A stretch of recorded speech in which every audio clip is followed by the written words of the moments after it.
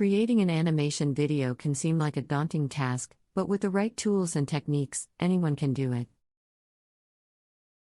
Here's a brief overview of how to create an animation video.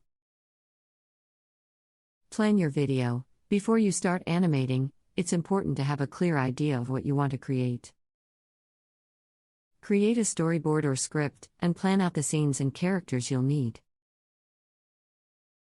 Choose your animation software. There are many animation software options available, such as Adobe Animate, Toon Boom, and Blender. Choose the one that best suits your needs and level of experience. Create your assets. Using your chosen software, create the characters, objects, and backgrounds you'll need for your animation.